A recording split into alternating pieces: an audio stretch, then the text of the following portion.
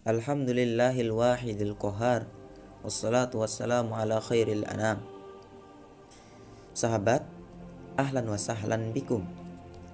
Melanjutkan materi wawasan Islam, tepatnya pada pertemuan yang ke-10.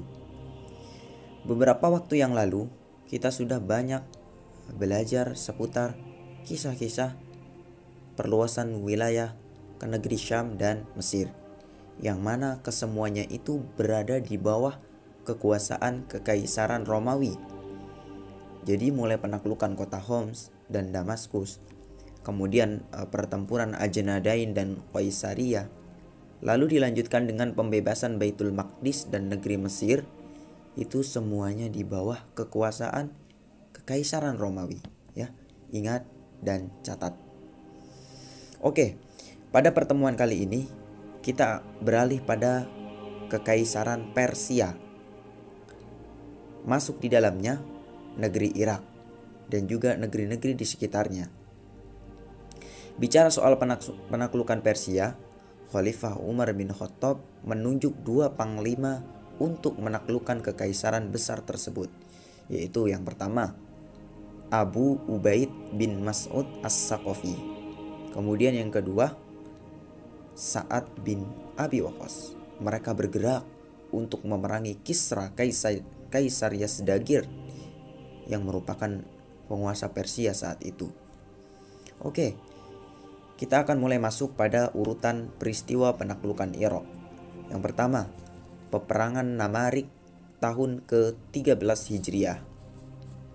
Peperangan ini berawal ketika panglima Persia bernama Rustam mengirim pasukan untuk memerangi kaum muslimin. Pasukan mereka dipimpin oleh panglima Persia yang lain bernama Jaban.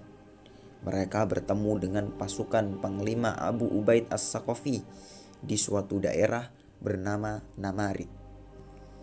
Maka dari situlah pertempuran pecah dengan sengit. Kedua kubu menunjukkan kehebatannya dalam berperang. Namun pada akhirnya pasukan Persia berhasil ditaklukkan dan kemenangan di pihak kaum muslimin. Kemudian yang kedua, ada peperangan Al-Jisr, atau lebih dikenal dengan perang jembatan atau tragedi jembatan. Kenapa disebut perang jembatan? Karena pertempuran ini terjadi di antara jembatan, di sekitar jembatan di atas sungai Eufrat. Ketika setelah kekalahan pasukan Persia pada perang Namarik, para panglima Persia bersatu.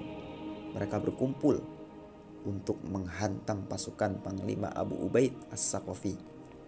Mereka bergerak hingga tidak jauh dari pasukan Abu Ubaid, sementara jarak antara kaum muslimin dan tentara Persia terpisah oleh sungai Eufrat yang di atasnya terdapat jembatan yang besar. Ketika itu jumlah kaum muslimin tidak begitu banyak, namun pertempuran tidak dapat dihindari. Pasukan Persia ketika itu dilengkapi dengan pasukan bergajah untuk menakut-nakuti kuda kaum muslimin.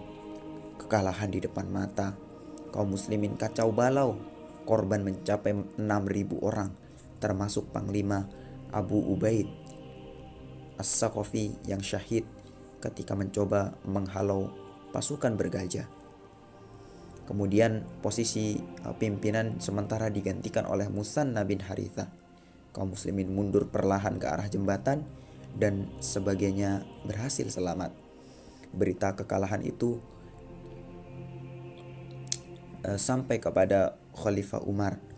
Beliau langsung beristirja, mengucapkan inna lillahi wa inna ilaihi raji'un dan mendoakan mereka yang gugur sebagai syuhada. Demikianlah seputar penaklukan Irak, Kekaisaran Persia. Mudah-mudahan ini bisa menjadi ilmu pengetahuan sejarah yang baik untuk kita semua. Naktafi bihada al-qadar.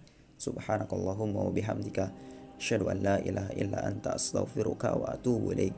Wassalamualaikum warahmatullahi wabarakatuh.